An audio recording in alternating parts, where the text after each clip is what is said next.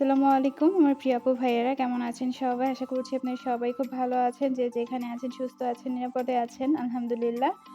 আপনাদের দোয়া এবং ভালোবাসায় আমি কিন্তু বেশ ভালো আছি। তবে মনটা ভীষণ খারাপ। আজকে আপনাদের সাথে কিছু কথা শেয়ার করতে যাচ্ছি। শুরু থেকে শেষ পর্যন্ত দেখার অনুরোধ জানাচ্ছি।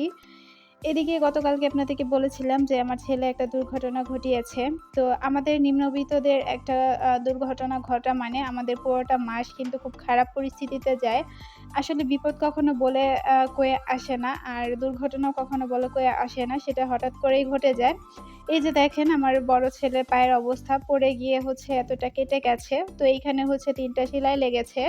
তো ডাক্তারখানায় নিয়ে এসেছি। তো বাচ্চা মানুষ যেহেতু কান্নাকাটি তো করবেই। তো সেলাই করতে যাচ্ছে। অবশ করেনি। অবশ সারাই হচ্ছে সেলাইটা করতেছে। যার কারণে ও খুব বেশি কান্নাকাটি করতেছিল।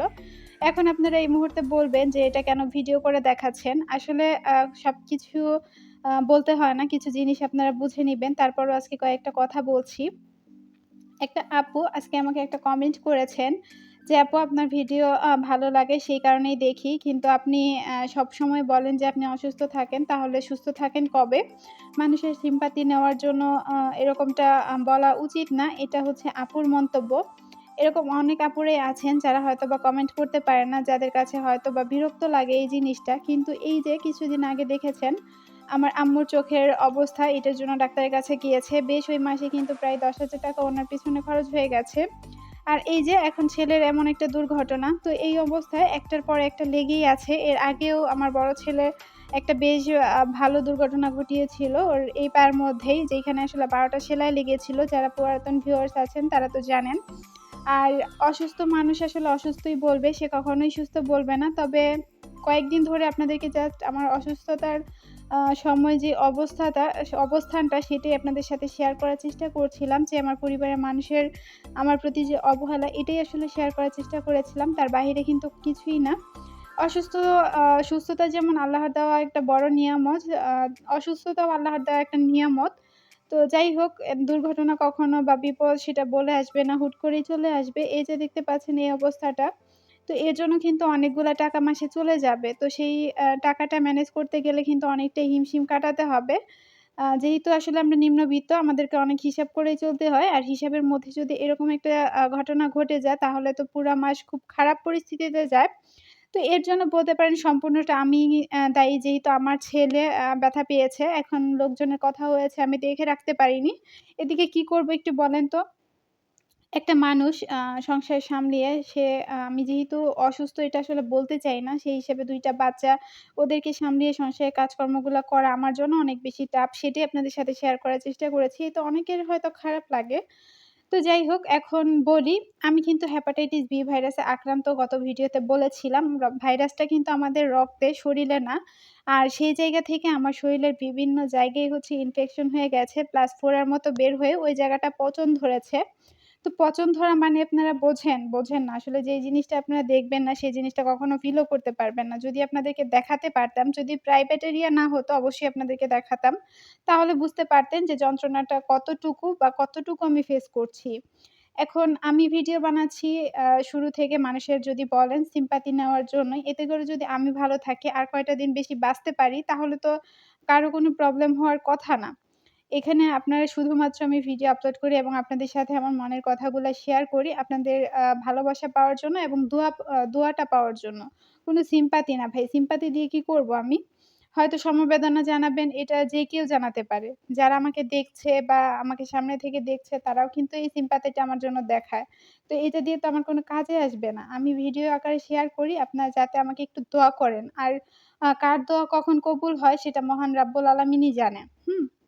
আর অনেকেই বলেন যে আপু নামাজ পড়েন, আল্লাহ, আল্লাহ করেন। তো আসলে কি এবাদত জিনিসটা হচ্ছে নিজের মধ্যে, সেটা আমরা আল্লাহকে খুশি করার জন্য করব, সেটা লোক দেখানোর জন্য না।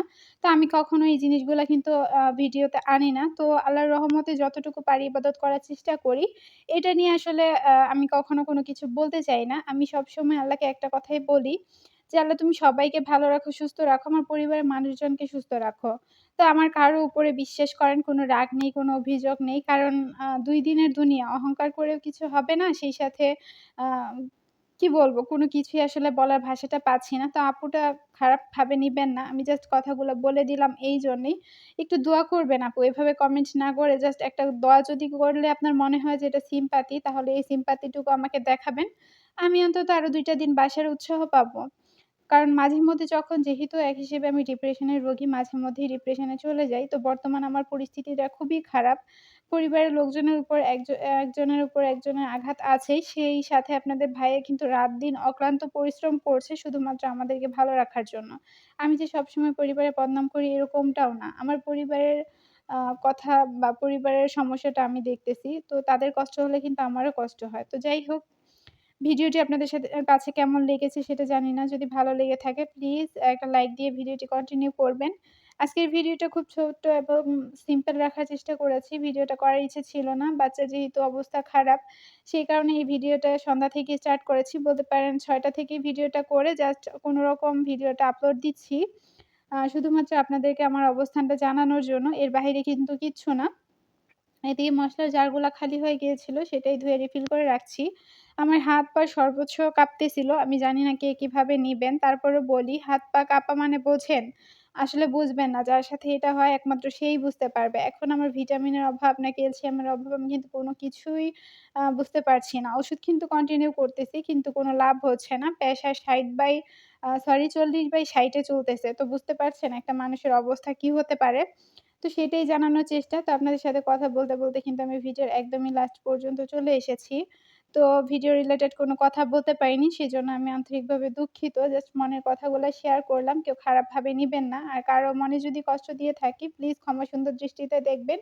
কারণ মানুষ মাত্রই ভুল হয়। আপনি একটা কথা বলবেন, সেই কথার ভিত্তিতে আমি আরেকটা কথা বলব। এতে আপনি একটু হলেও কষ্ট পাবেন। তবে আপনাকে খারাপভাবে আমি কিছুই বলি না। আমাকে ক্ষমা সুন্দর দৃষ্টিতে দেখবেন, ক্ষমা করে দিবেন ভুল হলে।